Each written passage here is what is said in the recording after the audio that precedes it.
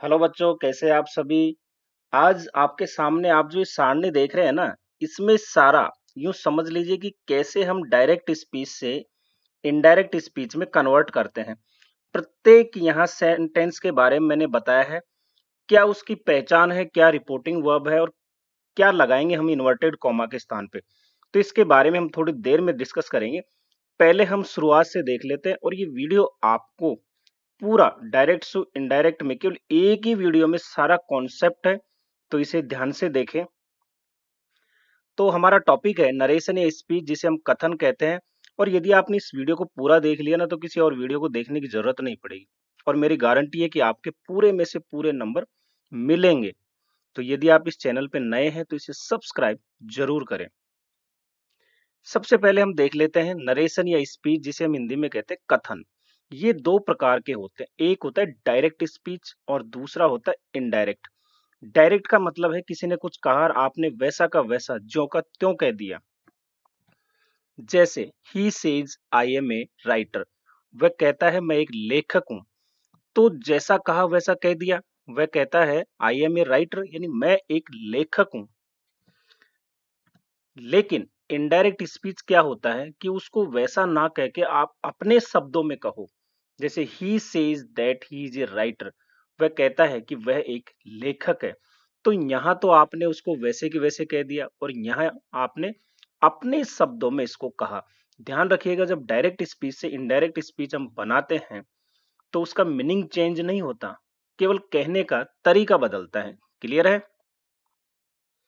Next, अब आप इसको देखिए। ये जो आपके सामने स्टेटमेंट दिया है, he said to me I am a poet, अगर आपने इसको समझ लिया तो फिर आपको कहीं दिक्कत नहीं आएगी।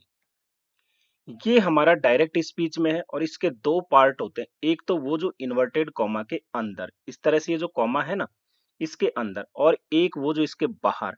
ये जो बाहर वाला पार्ट है ना, जो रेड इंक से लिखा हुआ है, इसको कहते हैं रिपोर्टिंग स्पीच। क्लियर है।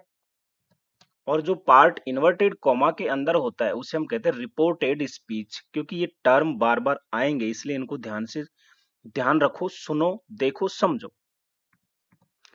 अब हमारा जो रिपोर्टिंग स्पीच में जो सब्जेक्ट होता है उसे कहते हैं रिपोर्टर। और रिपोर्टिंग स्पीच की जो वर्ब है, जैसे सेड, से की सेकंड फॉर्म है, इसे कहते हैं रिपोर्टिंग वर्ब। और रिपोर्टिंग स्पीच में जो ऑब्जेक्ट आता है, जैसे मी, ऑब्जेक्ट ऑफ रिपोर्टिंग वर्ब। और रिपोर्टेड स्पीच की जो वर्ब है उसे कहते हैं वर्ब ऑफ रिपोर्टेड स्पीच। यदि आपने इतना समझ लिया तो समझ लो कि अब आपको दिक्कत नहीं आएगी। एक चीज और ध्यान रखना, रिपोर्टेड स्पीच हमेशा कैपिटल लेटर से शुरू होगा। जो इन्वर्टेड कॉमा के बीच का जो पार्ट है, इसका जो फर्स्ट लेटर जो भी आएगा वो कैसा होगा, कैपिटल लेटर से शुरू होगा। ठीक है ना। ध्यान रखना, इसको आप ध्यान से देखें, वीडियो को पूरा देखें, मेरी गारंटी है पूरे में से पूरे नंबर आएंगे। बस परीक्षा के एक दिन पहले आप इसे देख लो, आपका कॉन्सेप्ट क्लियर हो जाएगा। अब आप अब हम यहाँ देखेंगे डायरेक्ट स्पीच से इनडायरेक्ट स्पीच में चेंज करने के रूल क्या है। एक तो जनरल रूल है, सामान्य रूल जो सभी सेंटेंस पे लागू होते हैं, ये हमारे सेंटेंस है। एक है स्पेशल रूल, यानी विशेष नियम जो प्रत्येक सेंटेंस के लिए अलग अलग होते हैं। जैसे शुरू में मैंने वो सारणी बताई थी, वो तो उसको भी हम देखेंगे। तो पहले ये सेंटेंस देख लीजिए कि जो है 5 प्रकार के होते हैं। असर्टिव, यानी जिसे हम अफर्मेटिव नेगेटिव सेंटेंस आते हैं। इंट्रोगेटिव, जो प्रश्न वाले, प्रश्न में भी यस नो और डब्ल्यू एच दोनों। इंपेरेटिव सेंटेंस आज्ञा सूचक होते हैं, जिनमें कमांड, ऑर्डर, रिक्वेस्ट इनका बोध होता है। ऑप्टेटिव, इच्छा बोधक, जिनमें विश और डिजायर का बोध होता है। एक्सक्लेमेटरी सेंटेंसेस वो होते हैं विस्मयादि बोधक, जिसमें हमारे मन से अचानक फीलिंग और इमोशन का जो भाव प्रकट होता है। अब जनरल रूल्स को हम 3 कैटेगरी में बांटते हैं। एक है चेंज ऑफ टेंस, टेंस का चेंज। दूसरा change of person, person change. और change of other part of speech. सबसे पहले लेते हैं चेंज ऑफ टेंस।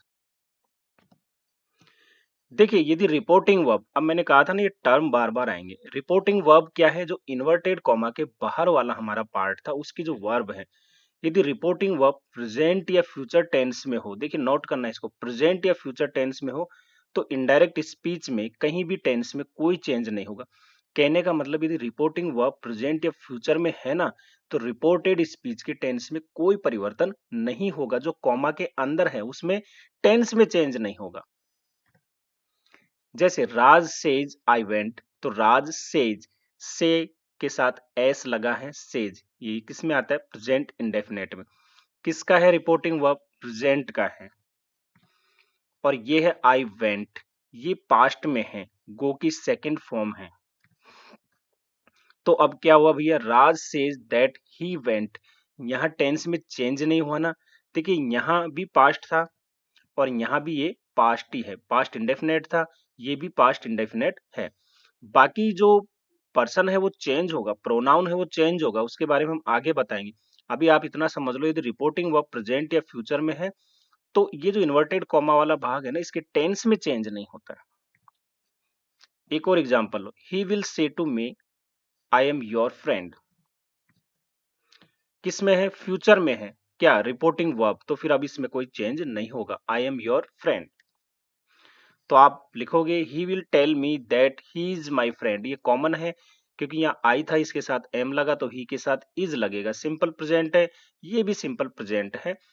तो कोई चेंज नहीं हुआ। जब रिपोर्टिंग वर्ब प्रेजेंट या फ्यूचर टेंस में हो तो इन्वर्टेड कॉमा वाले टेंस में, या हम कहें इनडायरेक्ट स्पीच में, जब रिपोर्टेड स्पीच है उसमें किसी प्रकार का कोई चेंज नहीं होगा। टेंस में, केवल टेंस में। जैसे ये फ्यूचर में था और ये प्रेजेंट में यथावत वैसे के वैसे रह गया। अब दूसरा है, यदि रिपोर्टिंग वर्ब पास्ट टेंस में हो, यही तो बात बिगड़ती है, इसी तो देखना है। क्योंकि जब पास्ट में है ना, तो फिर इनडायरेक्ट स्पीच के टेंस में चेंज होगा। और कैसे होगा इसको देख लो। प्रेजेंट इंडेफिनेट बदल जाएगा पास्ट इंडेफिनेट में। कौन सा भैया? यदि रिपोर्टिंग वर्ब पास्ट में है तो रिपोर्टेड स्पीच यानी जो इन्वर्टेड कॉमा के अंदर वाला भाग है वो यदि प्रेजेंट इंडेफिनेट में है तो पास्ट इंडेफिनेट में बदल जाएगा। और यदि प्रेजेंट कंटिन्यूअस में है तो पास्ट कंटिन्यूअस में चेंज होगा, प्रेजेंट परफेक्ट में है तो पास्ट परफेक्ट में चेंज होगा, प्रेजेंट परफेक्ट कंटिन्यूअस में है तो पास्ट परफेक्ट कंटिन्यूअस में चेंज होगा, पास्ट इंडेफिनेट है तो पास्ट परफेक्ट में चेंज होगा, पास्ट कंटिन्यूअस है तो past continuous past perfect continuous में चेंज होगा। ध्यान रखिएगा, पास्ट परफेक्ट और पास्ट परफेक्ट कंटिन्यूअस में चेंज नहीं होता। जब रिपोर्टिंग वर्ब पास्ट टेंस में हो तो भी इनके टेंस में चेंज नहीं होता, रिपोर्ट जब हम इनडायरेक्ट स्पीच बनाते हैं तब। दूसरा क्या है? इज एम आर को हम वाज वर में चेंज कर देते हैं, क्योंकि इज और एम सिंगुलर है तो ये चेंज हो जाता है वाज में, आर होता है वर में। हैज हैव को हम हेड में चेंज करते हैं, सेल विल को शुड या वुड में चेंज कर देते हैं, कैन को कुड में, मे को माइट में, और कुड शुड वुड माइट ये जो है इनमें कोई चेंज नहीं होता। तो समझ गए आप, जब रिपोर्टिंग वर्ब पास्ट में हो तो आपको इनडायरेक्ट स्पीच में रिपोर्टेड स्पीच के टेंस में चेंज करना पड़ेगा। कैसे? इस प्रकार से, इसका स्क्रीनशॉट ले लो। नेक्स्ट है लेकिन, ध्यान रखिएगा, देखिए हर चीज की कुछ कंडीशन होती है, अगर सीधे सीधे रूल्स हो जाए तो फिर कहना ही क्या है। तो निम्न परिस्थितियों में रिपोर्टिंग वर्ब पास्ट में हो तो भी इनडायरेक्ट स्पीच के टेंस में चेंज नहीं होगा, यानी रिपोर्टेड स्पीच के टेंस में चेंज नहीं होगा जो इन्वर्टेड कॉमा वाला है, चाहे रिपोर्टिंग वर्ब पास्ट में ही क्यों ना हो। भाई कौन सी सिचुएशन है वो? ये है यदि यूनिवर्सल ट्रूथ हो, सर्वकालिक सत्य। जैसे आप कहो the sun rises in the east, सूर्य पूर्व की ओर उगता है, तो भैया ये यूनिवर्सल सत्य है, कोई मिटा नहीं सकता। आज तक तो पश्चिम से नहीं उगा ना। तो इस प्रकार में यदि रिपोर्टिंग वर्ब पास्ट में हो तो भी इनडायरेक्ट स्पीच के टेंस में चेंज नहीं होगा। कोई नेचुरल लॉ हो या प्रोवर्ब हो, कहावत हो, तो इस तरह से जो है आप हैबिचुअल एक्ट, आदतन क्रिया, या कोई नैतिक जिम्मेदारी हो, कर्तव्य हो कि हमें अपने बड़ों का सम्मान करना चाहिए, वास्तव में हमारी ड्यूटी है, हमें देश की सेवा करनी चाहिए। हिस्टोरिकल एक्ट हो यानी ऐतिहासिक तथ्य हो, इमेजिनरी कंडीशन कोई काल्पनिक स्थिति हो, अगर ये हमारी जो है रिपोर्टेड स्पीच में यानी जो इन्वर्टेड कॉमा के अंदर का है और रिपोर्टिंग वर्ब यदि पास्ट में है तो भी इनके टेंस में चेंज नहीं होगा। इसको नोट कर लेना। नेक्स्ट है चेंज ऑफ पर्सन। सबसे जो है ध्यान रखने वाली बात यानी पार्ट जो है डायरेक्ट से इनडायरेक्ट में कैसे बनाते हैं, यही है अगर आपने इसको समझ लिया तो समझ लो कि आपके 90% कार्य तो वैसे हो गया। अब आ जाइए भैया इस चार्ट पे, जो बहुत महत्वपूर्ण है। देखिए यहाँ पे हमारे पर्सन 3 होते हैं, एक फर्स्ट पर्सन, दूसरा सेकंड पर्सन और तीसरा third person. First person singular होता है आई यानी मैं, ये सब्जेक्ट के रूप में होता है, इसका ऑब्जेक्ट होता है मी, और इसका पजेसिव एडजेक्टिव होता है माई। और पजेसिव एडजेक्टिव हमेशा नाउन के पहले आता है, जैसे my book, my pen, my class, my father. और पजेसिव प्रोनाउन जो है, नेक्स्ट है पजेसिव प्रोनाउन। तो आई का पजेसिव प्रोनाउन होगा माइन, और इसके साथ नाउन का यूज नहीं होता इसके बाद। और नेक्स्ट है रिफ्लेक्सिव प्रोनाउन, जो खुद को स्वयं को दर्शाने के लिए यूज होते हैं, जैसे माई सेल्फ। तो ये हो गया हमारा सिंगुलर। फर्स्ट पर्सन प्लूरल होता है वी, यानी हमें या हम, यूं कहें वी का मतलब है हम। तो इसका ऑब्जेक्टिव केस होता है अस, और पजेसिव एडजेक्टिव होगा और पजेसिव प्रोनाउन होगा और रिफ्लेक्सिव प्रोनाउन होगा और selves. Second person singular plural दोनों यू ही होता है, तो सब्जेक्ट यू, ऑब्जेक्ट यू, है ना। Possessive adjective your, possessive pronoun yours, और रिफ्लेक्सिव प्रोनाउन यदि सिंगुलर है तो योर सेल्फ, प्लूरल है तो योर सेल्स। थर्ड पर्सन में आ जाइए, सिंगुलर यानी ही, ये किसी मेल के लिए यूज होता है, पुरुष के लिए। इसका ऑब्जेक्ट होता है हिम, पजेसिव एडजेक्टिव हिज, और पजेसिव प्रोनाउन हिज, और रिफ्लेक्सिव प्रोनाउन हिमसेल्फ।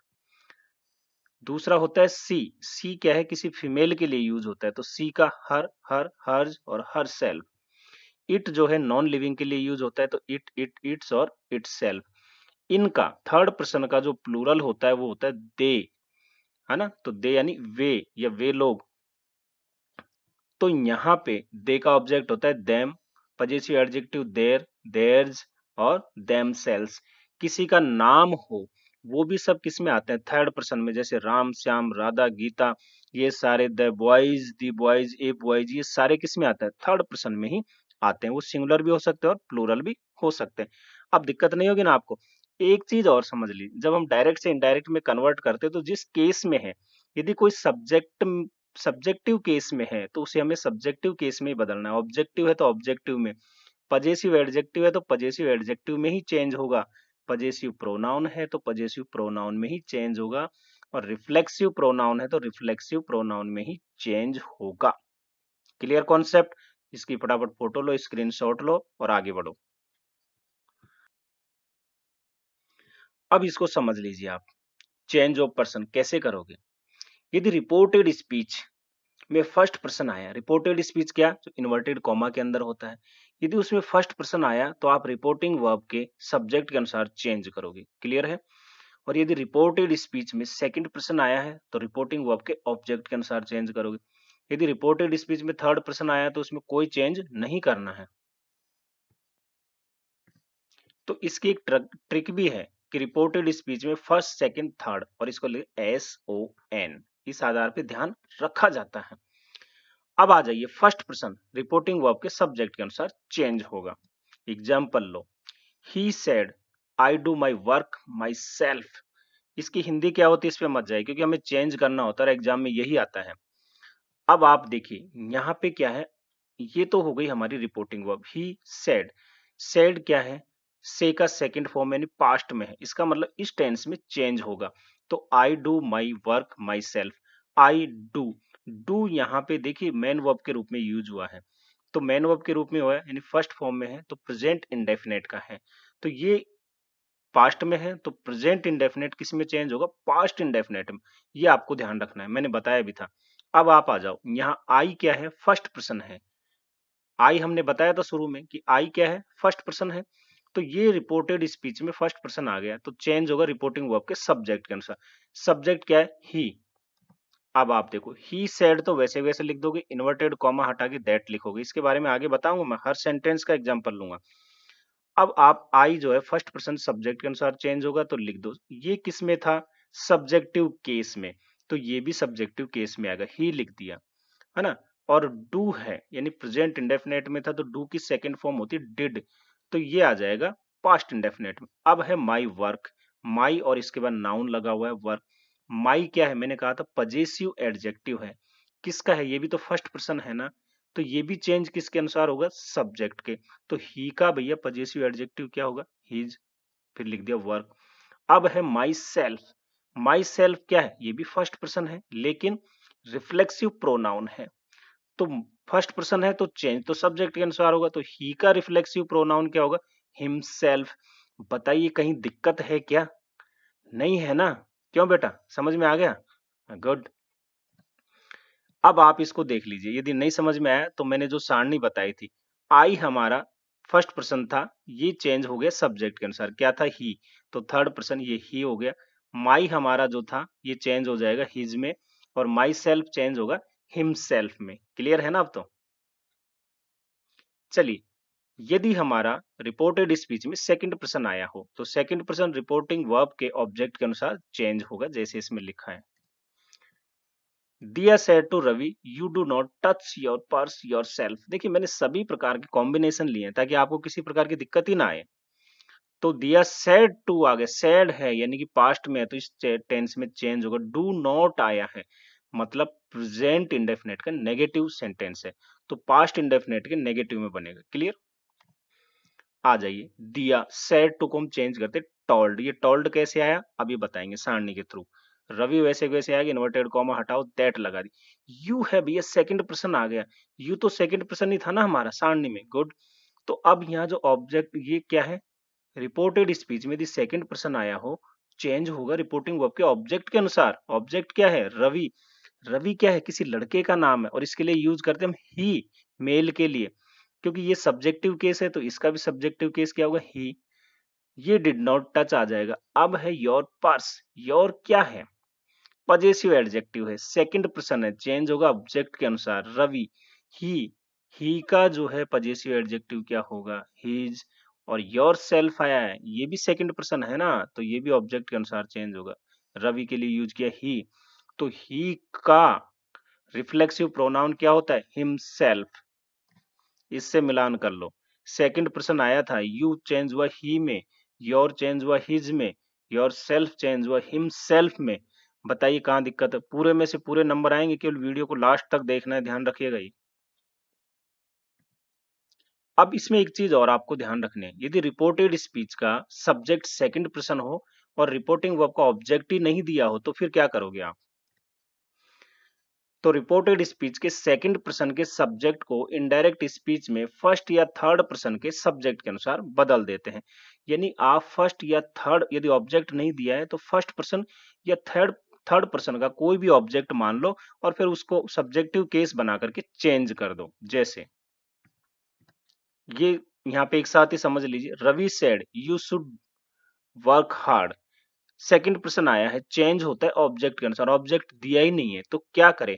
अब आप अपनी तरफ से मान लो, मैंने कहा या तो फर्स्ट पर्सन या थर्ड पर्सन, जैसे आपने माना मी, फर्स्ट पर्सन यानी आई का मी होता है, तो अगर आप मी मानते हो कि रवि सेड टू मी, तो यू किस में चेंज हो जाएगा, आई, क्योंकि फर्स्ट पर्सन का जो है सिंगुलर का सब्जेक्टिव केस क्या होता है, आई। यदि आपने माना us, object Ravi said to us, तो अस का क्या होगा सब्जेक्टिव केस, वी।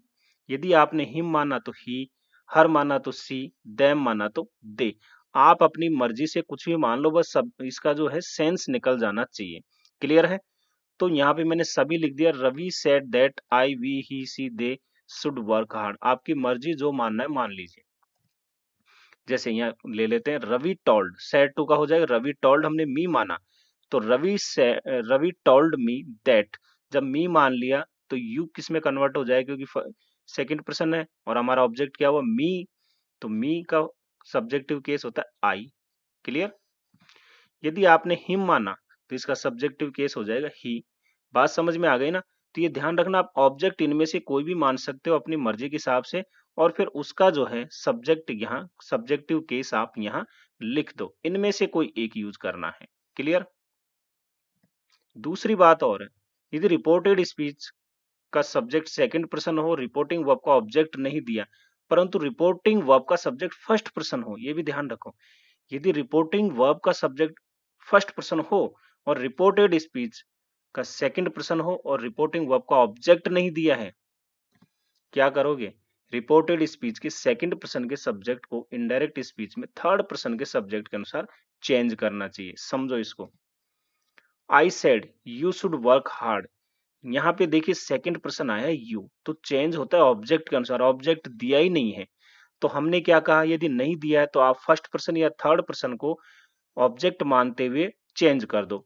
लेकिन यदि इसका यहाँ ऑब्जेक्ट नहीं दिया है और सब्जेक्ट आया हमारा फर्स्ट पर्सन, तो आप हमेशा जो है थर्ड पर्सन को आप ऑब्जेक्ट मानिए, यहाँ पे ज्यादा बढ़िया रहेगा। जैसे आई टोल्ड हिम दैट, अब यू है, चेंज हमने हिम ऑब्जेक्ट लिया, इसका सब्जेक्टिव केस क्या होगा, ही, तो ही शुड वर्क हार्ड। या आप हर लेते हो यहाँ पे, तो इसका हो जाएगा सब्जेक्टिव केस सी। ठीक है, तो इस तरह से आप चेंज कर सकते हो।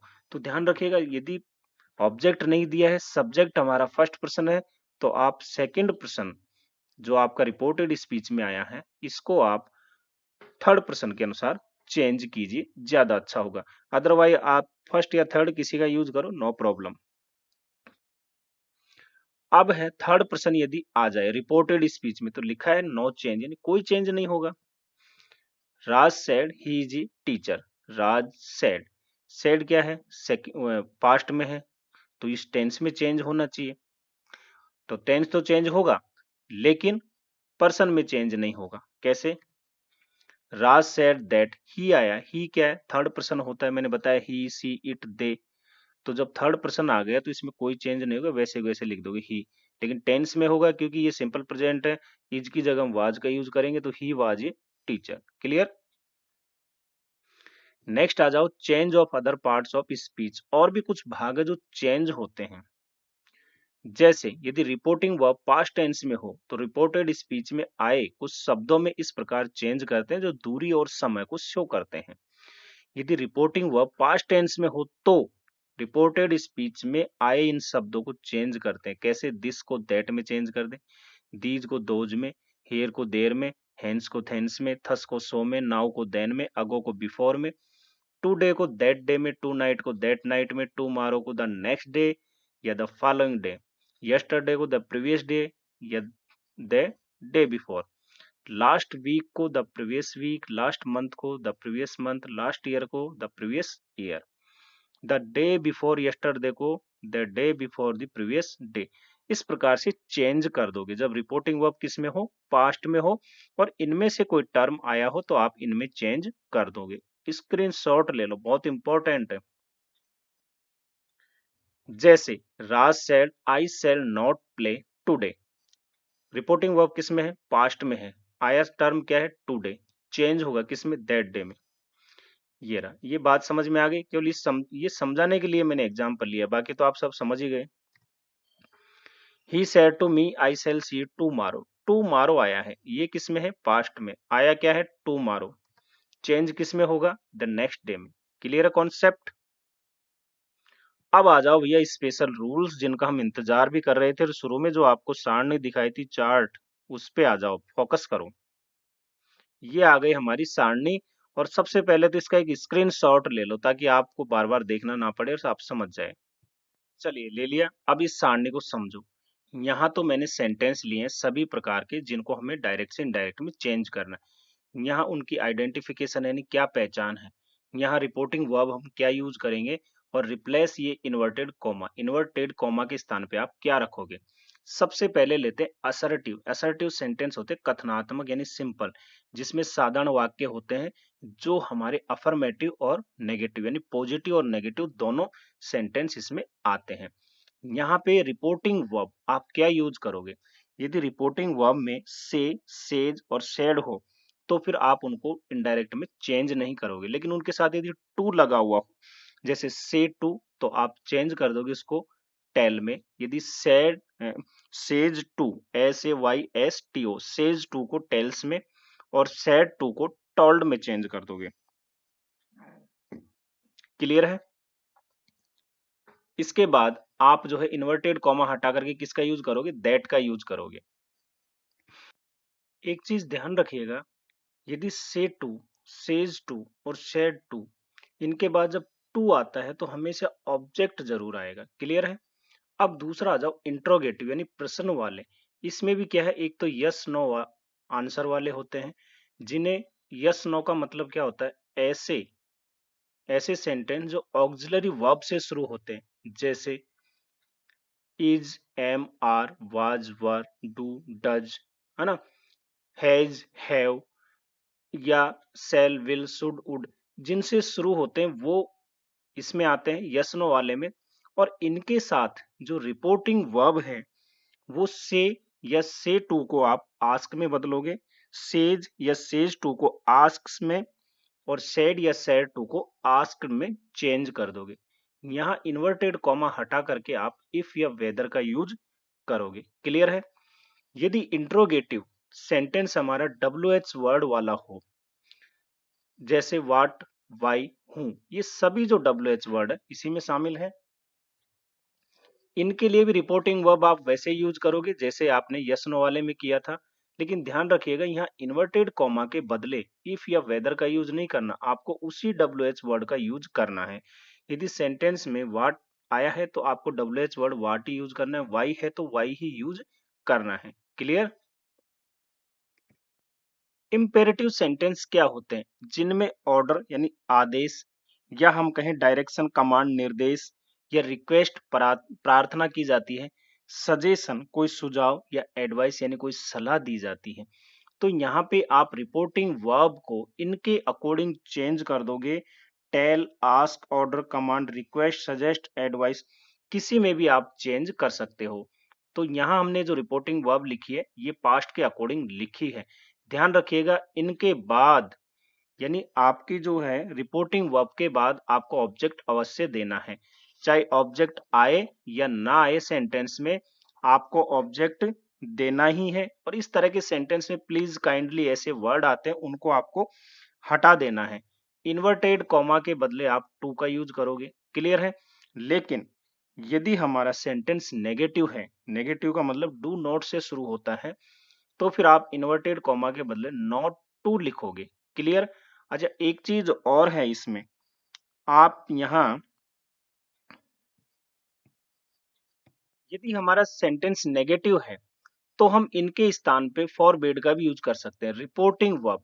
और जब रिपोर्टिंग वर्ब हम फॉरबिड का यूज करेंगे तो ध्यान रखिएगा यहाँ हम जब इन्वर्टेड कॉमा हटाएंगे केवल टू लिखेंगे, नॉट टू नहीं लिखेंगे, क्योंकि फॉरबिड अपने आप में क्या एक नेगेटिव वर्ड है, तो इसके साथ फिर आपको नॉट नहीं लिखना है। क्लियर है? नेक्स्ट आ जाओ इंपरेटिव सेंटेंसेस जो लेट से शुरू होते हैं। देखिए लेट के कई सारे मीनिंग होते हैं और उस आधार पे इनमें कई सारे सेंटेंस बनते हैं, जैसे सजेशन या प्रपोजल यानी कोई प्रस्ताव या सुझाव का बोध हो, किसी प्रकार की विश यानी इच्छा हो, या कोई रिक्वेस्ट के लिए इसका हम यूज करते हैं। तो इन सभी सेंस के लिए हम लेट का यूज करते हैं, अनुमति वगैरह परमिट के लिए इसका यूज करते हैं। जब प्रपोज या सजेस्टेड का भाव हो तो आपको इनके साथ ये यूज करने के बाद टू प्लस ऑब्जेक्ट आपको इसमें जरूर लिखना है। ये आपको ध्यान रखना है। यदि ऑब्जेक्ट आया है तो, यदि ऑब्जेक्ट आया है तो, नहीं आया तो कोई बात नहीं, है ना। यदि सेंटेंस में ऑब्जेक्ट दिया है तो इनके बाद टू प्लस ऑब्जेक्ट आप जरूर लिखोगे, ये आपको ध्यान रखना है। इसके बाद नेक्स्ट है विश, ये तो आप वैसे के वैसे लिख ही दोगे। रिक्वेस्ट, ऑर्डर्ड, ध्यान रखिएगा इनमें जब हम चेंज करते हैं डायरेक्ट से इनडायरेक्ट में, तो इसका जो पैटर्न होता है वो ये होता है कि सबसे पहले आप सब्जेक्ट लिख दोगे, इसके बाद शुड लगा करके वर्ब की फर्स्ट फॉर्म लिखोगे। आगे जब हम चेंज करते हैं वो पैटर्न ही मैंने यहाँ पे लिख दिया। इनके बदले आप दैट का यूज करोगे इन्वर्टेड कॉमा के बदले, ठीक है। या फिर आप रिक्वेस्ट और ऑर्डर ये शो करने वाले सेंटेंस में आप टू अलाउ या टू लेट का भी यूज कर सकते हैं।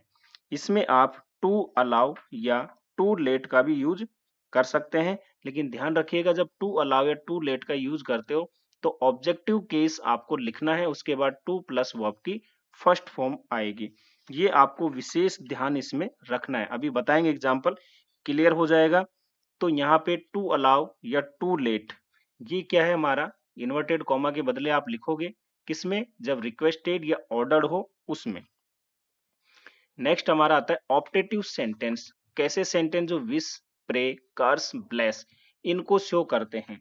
तो विश का मतलब क्या हुआ, शुभकामना या इच्छा, प्रे यानी किसी के लिए प्रार्थना करना, कर्स यानी किसी को श्राप देना और ब्लेस यानी किसी को आशीर्वाद देना। तो आप क्या करोगे, रिपोर्टिंग वर्ब को विश्ड, प्रेड, कास्ट, ब्लेस इनमें चेंज कर दोगे, इन्वर्टेड कॉमा के बदले दैट का यूज करोगे। इस प्रकार के सेंटेंस में जो है एक्सक्लेमेशन मार्क्स का साइन आता है ना उल्टा आई को, तो आप सेंटेंस जो है सिंपल सेंटेंस में चेंज कर दोगे। पहले सब्जेक्ट लिखोगे, फिर मे या माइट का यूज करके वर्ब की फर्स्ट फॉर्म लिख दोगे। नेक्स्ट है एक्सक्लेमेटरी सेंटेंस। ऐसे सेंटेंस जिनमें फीलिंग इमोशन शो होती है, वो कैसी हो सकती है, कोई जॉय खुशी की भी हो सकती है, सौरो दुख की भी हो सकती है, सरप्राइज आश्चर्य की हो सकती है, या हम कहें कंटेम्प्ट, और कंटेम्प्ट का मतलब क्या है, घृणा हो सकती है, अप्लॉज यानी प्रशंसा, रिग्रेट हो सकता है, पश्चाताप हो सकता है, एंगर नाराजगी का हो सकता है।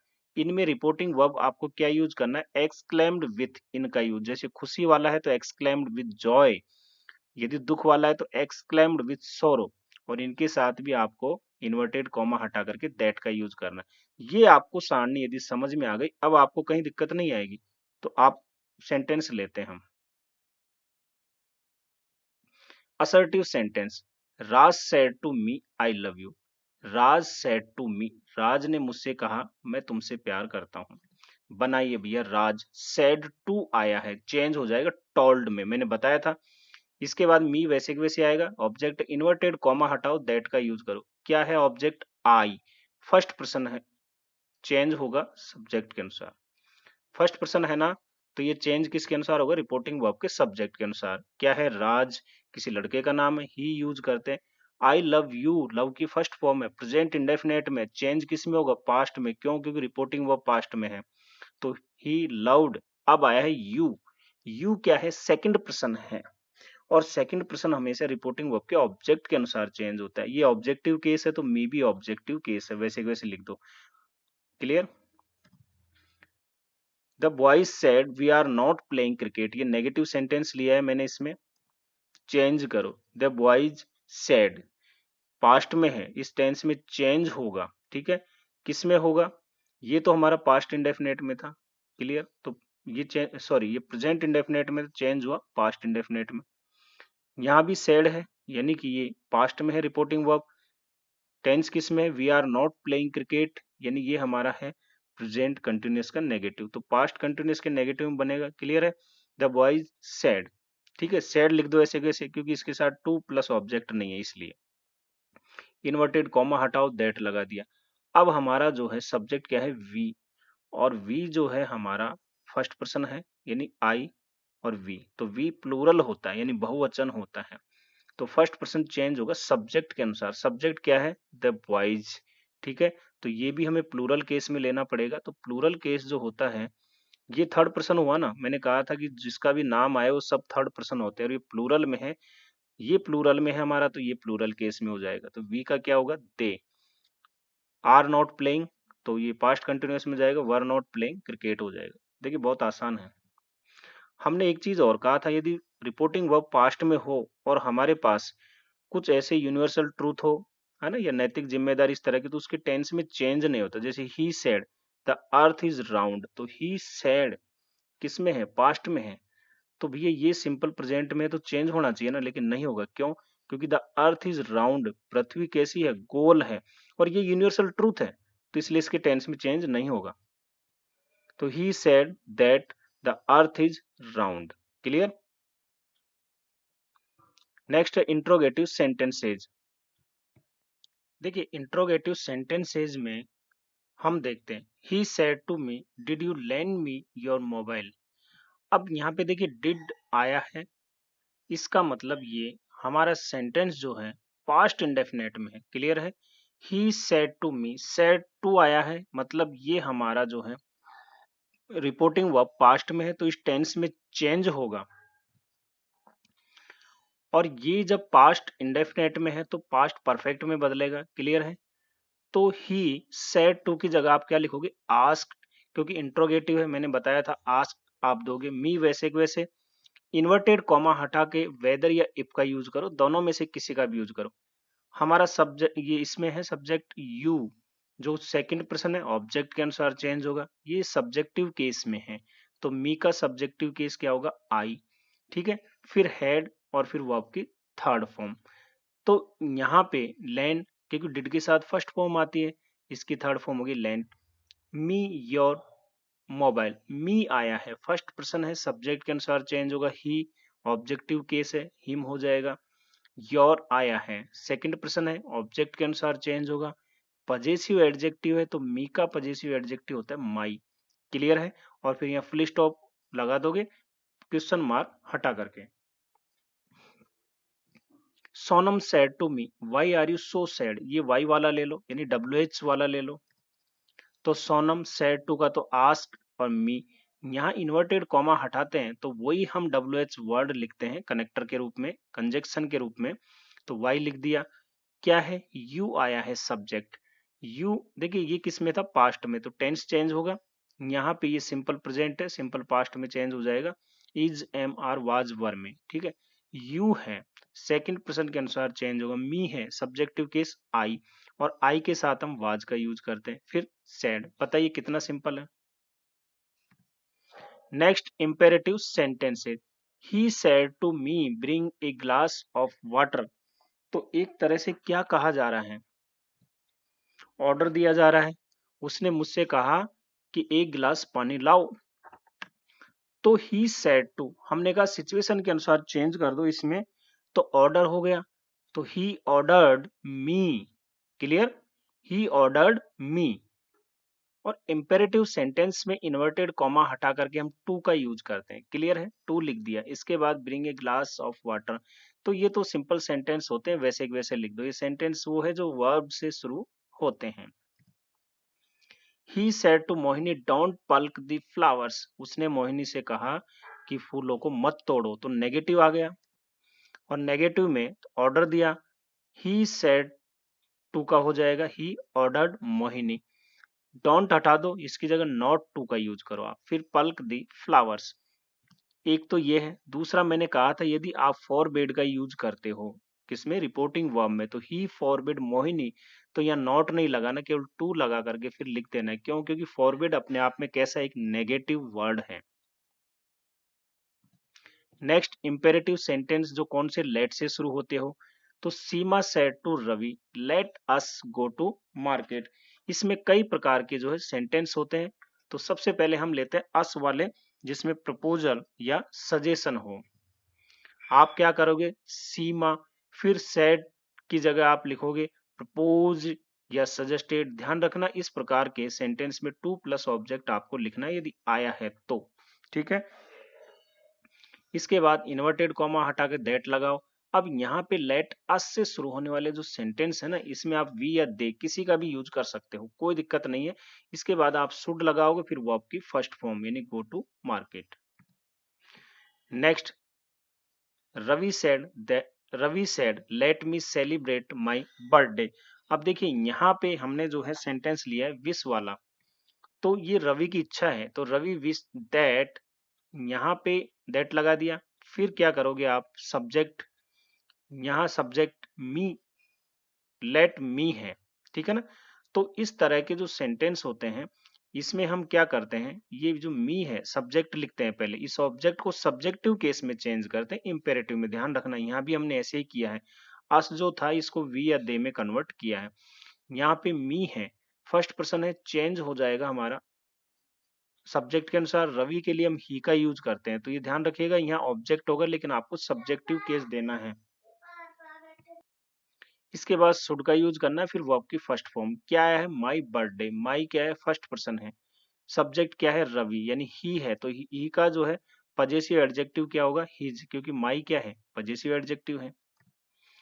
नेक्स्ट हम ले, the student said to the teacher let me go home. Request है, the student requested the teacher to allow. अब आप इस तरह की जब अनुमति होती है यानी रिक्वेस्ट आप करते हो, तो आप क्या करो, टू अलाउ या टू लेट का यूज कर सकते हो। ठीक है, और यहाँ पे वैसे के वैसे आ जाएगा ऑब्जेक्टिव केस में। तो मी है, फर्स्ट पर्सन है ना, तो चेंज होगा हमारा सब्जेक्ट के अनुसार। क्या है, स्टूडेंट्स, किसी लड़के के लिए यूज हो रहा है। हम सामान्यता लड़का लड़की दोनों ही आता है, लेकिन हम सामान्यता जो है मेल मानते हुए हिम में चेंज कर दिया। क्लियर है? इसके बाद में टू प्लस वर्ब की फर्स्ट फॉर्म। अगर आप ऐसे नहीं बनाते तो दूसरा तरीका ये है, इसको भी आप यूं बना सकते हो जैसे इनको बनाया, the student requested the teacher that. फिर आप यहाँ सब्जेक्टिव केस यूज करो, मी है फर्स्ट पर्सन, इसके अनुसार चेंज होगा तो ही हो जाएगा। इसके बाद शुड, फिर गो होम। यानी आप टू अलाउ या टू लेट का भी यूज कर सकते हो, किसमें? जिसमें हमें अलाउ या परमिट का बोध हो, या फिर बाकी की तरह आप यहाँ भी जो है सब्जेक्टिव केस और शुड का यूज करते हुए भी बना सकते हो। नेक्स्ट है ऑप्टेटिव सेंटेंस।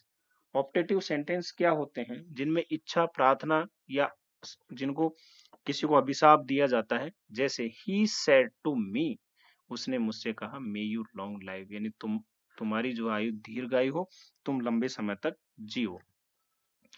तो ही ब्लेस्ड भी हो सकता है, विश्ड भी हो सकता है, यानी आशीर्वाद भी हो सकती है, शुभकामना भी हो सकती है।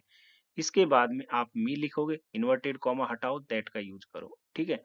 इसके बाद आप क्या करोगे, पहले सब्जेक्ट लिखोगे, यू है, सेकंड पर्सन है, ये ऑब्जेक्ट के अनुसार चेंज होगा। मी का होता है आई। अब यहाँ जो है हमारी रिपोर्टिंग वर्ब किस में थी? पास्ट में, तो मे का माइट हो जाएगा। यदि ये प्रेजेंट या फ्यूचर में होती तो फिर इसको मे ही हम रहते, लेकिन यहाँ माइट हो गया। इसके बाद लाइव लॉन्ग, कोई दिक्कत नहीं। और ये हटा दो यहाँ पे एक्सक्लेमेशन मार्क और फुल स्टॉप लगा दो। Ravi said to Prakash may you go to hell. तो रवि ने प्रकाश से क्या कहा? तुम नर्क में जाओ। भैया ये तो क्या है? श्राप है ना, आशीर्वाद तो है नहीं। तो किसका यूज करोगे? रवि कास्ट, यानी ये, फिर प्रकाश दैट, यू है, तो चेंज हो जाएगा ऑब्जेक्ट के अनुसार, he might go to hell. Next, he said to me may God bless you, change कर दो, प्रे की जाती है, यानी प्रार्थना का यदि हम यूज करें तो ध्यान रखा ही सेड टू मी। जब प्रेड हम करते हैं तो यहाँ ऑब्जेक्ट आया, उसको यहाँ नहीं लिखते। कारण क्या है? अगर आप लिखोगे ही प्रेड मी, तो मतलब उसने मुझसे प्रार्थना की, नहीं। प्रार्थना हम गॉड से करते हैं, ईश्वर से करते हैं, इसलिए यहाँ ऑब्जेक्ट यूज नहीं करते हम प्रेड के बाद। इन्वर्टेड कॉमा हटाओ, डेथ लिख दो, गॉड हमारा सब्जेक्ट के रूप में यूज हुआ है, मे का माइट हो जाएगा, ठीक है। ब्लेस और मी है, चेंज कर दो सेकंड पर्सन के अनुसार, तो मी यू का हो जाएगा मी। क्लियर? नेक्स्ट एक चीज ध्यान रखिएगा, ऑप्टेटिव सेंटेंस में यदि रिपोर्टेड स्पीच में अभिवादन वाले वर्ड जैसे good morning, good evening, good afternoon, good day वाले आए तो रिपोर्टिंग वर्ब को आप विश्ड में बदल दो। और यदि विदाई वाले टर्म आए जैसे good night, good bye, farewell, तो इसको फेड में बदल दो। क्लियर? जैसे she said good morning Ravi, तो आप क्या करोगे? गुड मॉर्निंग है, अभिवादन है, तो see wish Ravi good morning. Kavita said to you good night, क्या लिखोगे? Kavita bade you good night.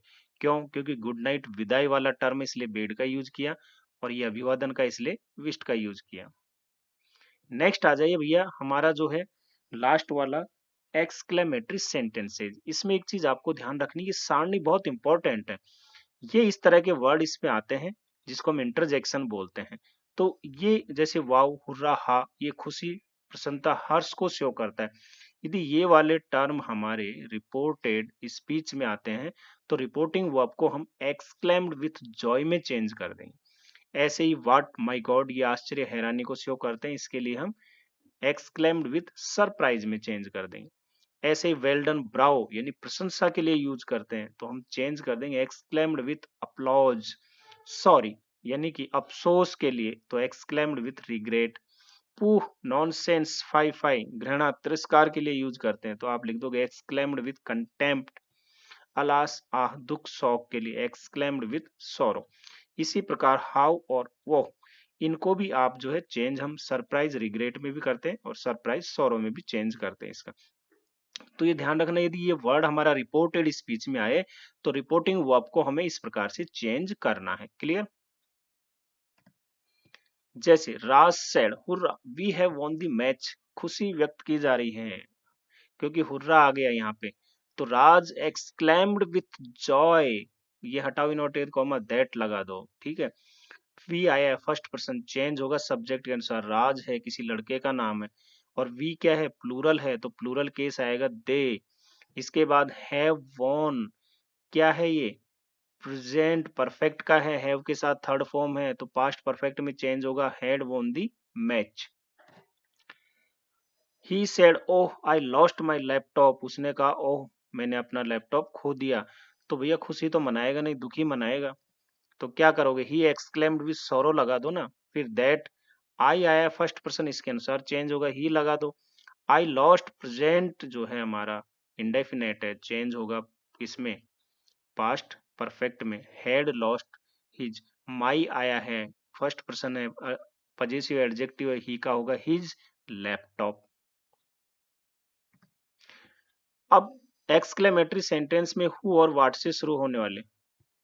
जब एक्सक्लेमेटरी सेंटेंस हु या व्हाट से शुरू हो, है ना, और तो हम क्या करेंगे, देखिए हु और व्हाट के बाद यदि एडजेक्टिव और एडवर्ब आता है तो हम हु और व्हाट के स्थान पे वेरी का यूज करते हैं। लेकिन यदि व्हाट के बाद कोई नाउन आया हो तो फिर हम उसको सेंस के अनुसार, जैसे strange, big, great, fine, lovely, wonderful, terrible या एक्स्ट्रा ऑर्डिनरी, ऐसे वर्ड का यूज करते हैं। जैसे he said what a beautiful place, तो व्हाट के बाद आया ब्यूटीफुल। तो ब्यूटीफुल क्या है, विशेषता बता रहा है किसकी, इस प्लेस की, ये नाउन है इसकी विशेषता, तो एडजेक्टिव आया है। तो आप व्हाट के स्थान पे क्या करो, वेरी का यूज कर दो। जैसे ही एक्सक्लेम्ड विद सरप्राइज, तो ये व्हाट ए ब्यूटीफुल प्लेस तो एक तरह सरप्राइज हुआ ना, जॉय भी आप लिख सकते हो, खुशी भी हो सकती है आपके लिए। He exclaimed with surprise that. अब इस तरह के जो सेंटेंस होते हैं इनमें हो सकता है कि आपको सब्जेक्ट वगैरह ये ना दिया हो, तो आपको अपनी तरफ से जोड़ना है। इसको हम सिंपल प्रेजेंट में मानते हुए इसको सिंपल पास्ट में बना देंगे। जैसे इट वाज ए, वाट की जगह आप लिखोगे वेरी ब्यूटीफुल प्लेस। क्यों, क्योंकि वाट के बाद जो है एडजेक्टिव आया है। मैंने कहा वाट या हाउ के बाद एडजेक्टिव या एडवर्ब आए तो आप वाट को वेरी में चेंज कर दो। ये कुछ वर्ड मैंने यहाँ लिखे थे, जैसे वंडरफुल, फाइन, किस लिए, यहाँ के लिए। He said what a place, यदि व्हाट के बाद नाउन आए तो फिर आप इसको वेरी में चेंज नहीं करना है, इनमें से किसी एक में चेंज करना है। जैसे he said what a place, place क्या है, एक नाउन है, स्थान। तो व्हाट के बाद नाउन आया तो आप चेंज करोगे व्हाट ए प्लेस, यानी सरप्राइज हो सकता है ना, he exclaimed with surprise that it was a strange place, तो एक विचित्र जगह। या आप यूं भी कह सकते हो यदि बढ़िया अच्छी जगह है तो आप लगे lovely, what a fine place. तो आप किसी प्रकार से चेंज कर सकते हो, खुशी भी व्यक्त कर सकते हो। जैसे he exclaimed with Joy that it was a lovely place.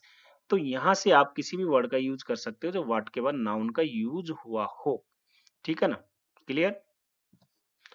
तो आपको ये वीडियो पसंद आया होगा। देखिए मैंने पूरा जो है इसमें डायरेक्ट इनडायरेक्ट कैसे बनते हैं इसको पूरा समझा दिया है। आप इस वीडियो को एक बार और देखें तो आपका कॉन्सेप्ट क्लियर होगा। जब एग्जाम हो उसके पहले एक बार इसको जरूर देखिएगा। वीडियो देखने के लिए धन्यवाद।